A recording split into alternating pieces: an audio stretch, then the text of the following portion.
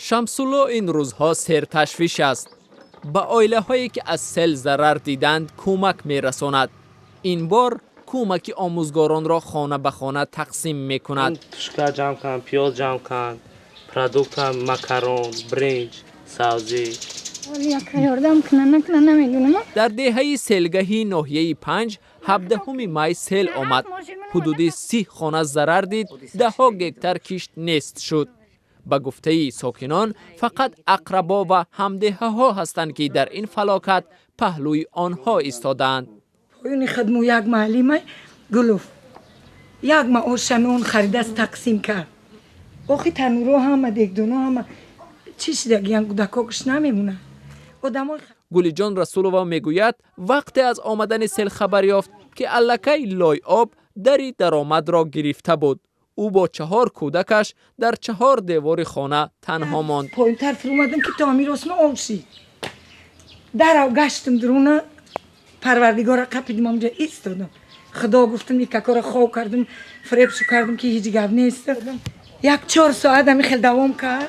در تر شدم قیمه کشن آورد بکنم. مهینه چون از آمدن سیل باخبر شد میگوید سرلوچ و پایلوچ کودکانش را گرفته از خانه بیرون شد. سیل خانه اش را به این حال آورد. حالا به تنهایی تلاش دارند خانه را به حال اول آورند که کار دشوار هم هست. از روز آمدن سیل یک چند روز گذشته است. آنها میپرسند در این روزها چرا کارمندان حالتهای فوق‌العاده پهلویشان نیستند. این چه زنگ‌های روز که کار نهید چی داره؟ کار را حکومت نگاه میکنه، کرمید میکنه، مهنه میتره. ساکنان میگویند هر بار آوان بارانگری از این دره سیل می آید. به سبب آنکه آن آبرو ندارد خانه و زراعت مردم را می شوید. پرتون باید که راستگی باشه که در زهبرو برآمده روه. از دست مردم هیچی نمیاد. عمرعلی صبوری نفقه خور تا سیل از این زمین بادرینگ های تر و تازه می خورد و حالا به زمینی ولنگار شده می نگرد و حسرت می کشد. تشویش او از چیزی دیگر هم هست. همین جایی که سیل اومدگه در همونجا در دره قرقلی همونجا مردم وقتی که چوروهای سوختنی سیبیرسکی از به می داشتن همونا برجا همونجا چپری کنده میموندن. همونا همش آورده است.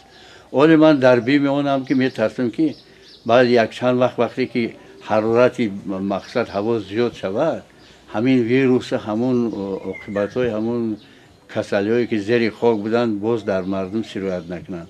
سیل در ناحیه 5 جان 3 نفر را ربود و اساساً 3 جماعت آزادگان، کبود سیفیدین و نمونه ضرری بیشتر دیدند. حکومت کمیسیه تأسیس داده است که ضرر ساکنان را حساب می‌کند.